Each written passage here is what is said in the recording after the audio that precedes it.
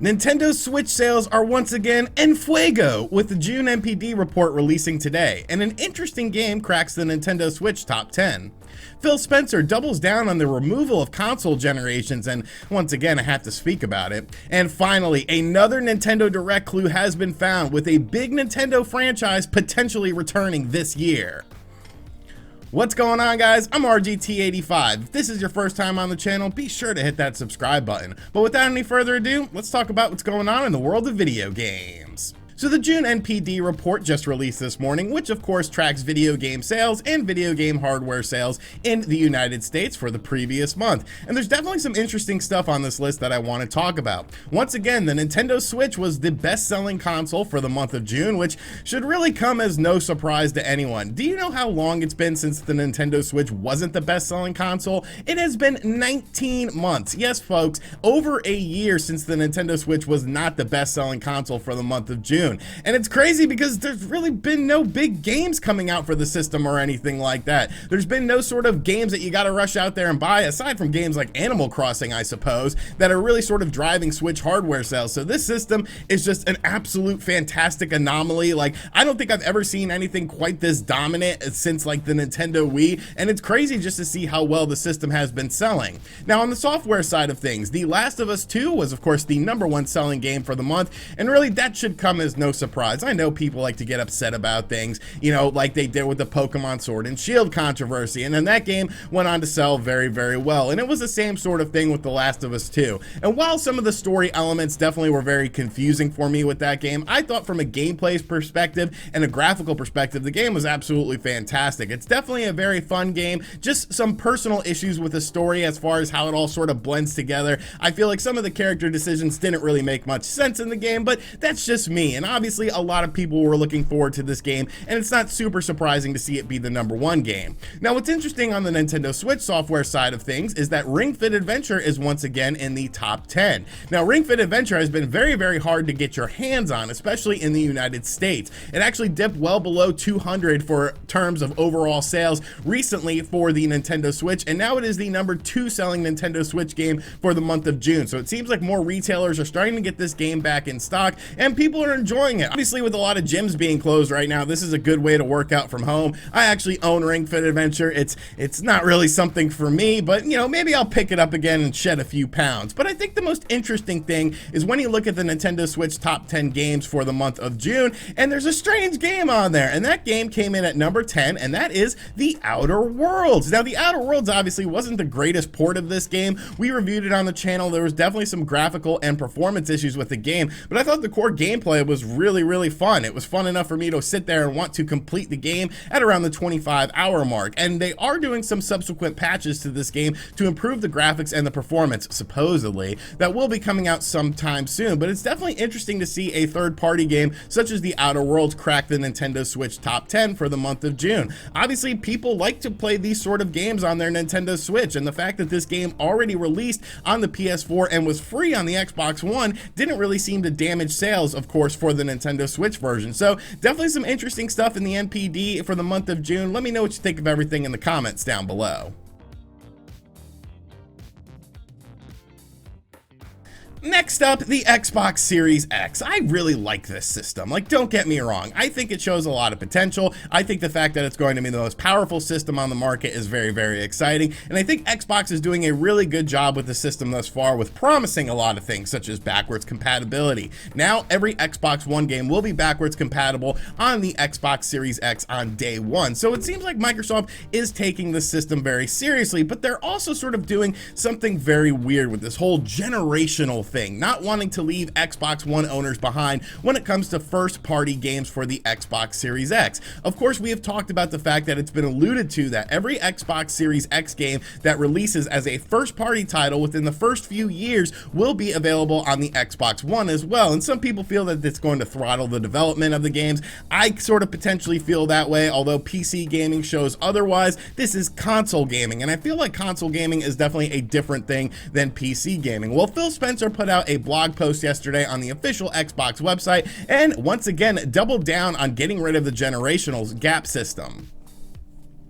You won't be forced into the next generation. We want every Xbox player to play all of the new games from Xbox Game Studios. That's why Xbox Game Studios titles we release in the next couple of years, like Halo Infinite, will be available and play great on the Xbox Series X and the Xbox One. We won't force you to upgrade to an Xbox Series X at launch day to play Xbox exclusives.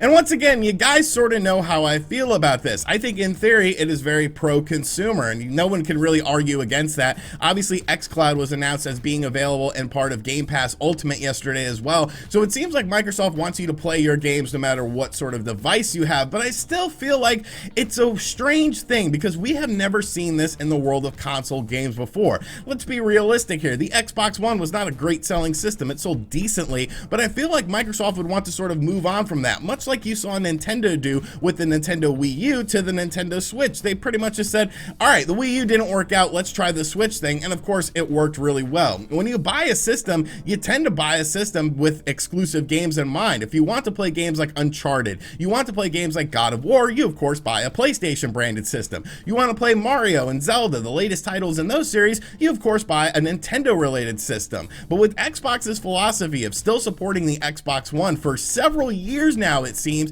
it's just sort of weird. It's like, what's my incentive to go out and get the Xbox Series X on day one? Sure, it'll play better on the system and potentially look better, but what sort of gap are we going to see? Because you got to remember, a lot of third-party companies aren't necessarily doing this. When you look at a game like NBA 2K21, that game is designed with the Xbox Series X in mind, and of course the PlayStation 5, the next generation of consoles. While there will be a version available on the Xbox One, it's not the same version of the game. So is there going to be some sort of graphical gap when you see these games coming to the Xbox Series X that are designed with the Xbox Series X and the PlayStation 5 in mind from third-party companies versus the first-party in-house titles, since those first-party in-house titles do have to work on everything from the Xbox One VCR to the Xbox Series X. It's definitely a very interesting situation, and I don't think anyone can sit here and say whether it's going to work or not. I know a lot of people don't like to hear the sort of thing that all of the games will be supported on the Xbox One, and I am one of those people, but it's definitely just because of the fact that it is new to us console gamers.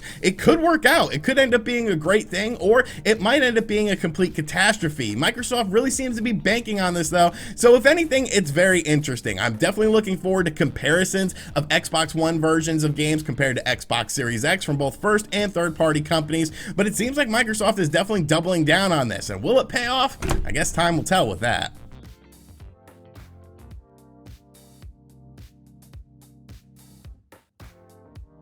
And finally, a few days ago on the channel, we of course talked about all the latest Super Mario 35th anniversary rumors. There's been a lot of new discoveries with this, and a lot of people feel that on July 20th, which is this upcoming Monday, there will be an event, whether it's a Nintendo Direct or a dedicated Super Mario 35th anniversary presentation, that will be taking place. Now, at the time of the filming of this video, which is Friday the 17th in the morning, we haven't gotten any sort of information from Nintendo that there is going to be an event on Monday, and a lot of people feel like if this event is going to happen, you will probably hear about it today on Friday the 17th. So right now, we haven't heard anything, but there is a lot of speculation and there are a lot of rumors floating around out there. Now, I, of course, was sort of the mindset that if something does happen on the 20th, it will be a Mario-only dedicated event. But now it seems like it could potentially be an actual Nintendo Direct, as another game could be potentially leaked for this Nintendo Direct. And it's a game that, well, you probably forgot about, a franchise you probably forgot about, and that is, of course, FZero.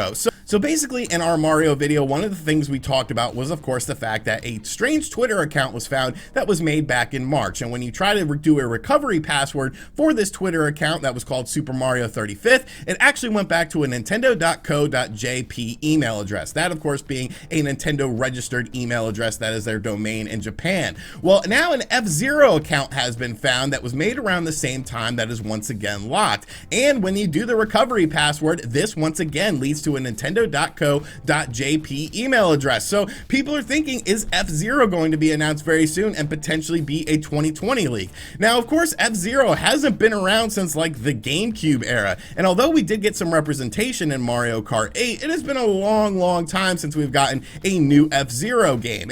And F-Zero is a fantastic franchise. The last game was absolutely awesome. It was one of the hardware pushers for the GameCube, really, when you look at things like graphics and frame rate. So a lot of people have been wanting a new F-Zero experience. Of course, Captain Falcon is in Smash as well. So F-Zero, I still feel, is a popular franchise and would be very good fan service for Nintendo to sort of release a new F-Zero game in 2020. So is a Nintendo Direct going to happen on Monday? Like I said, right now, nothing has been announced, but now it seems like there are some more games out there that are coming to us from Nintendo in 2020, and it seems like F-Zero could potentially be one of those games. When you couple this with the Super Mario 35th Anniversary Collection stuff, now all of a sudden the Nintendo Switch looks very, very stout for the second half of 2020. I'm sure we'll get some information on some Nintendo Switch games soon. Of course, Paper Mario the Origami King just released today worldwide, so a lot of people are experiencing that game, but it's definitely time for Nintendo to start talking about other games for the Nintendo Switch in 2020, and what better way to do that than in a Nintendo Direct? And if they throw F-Zero in there,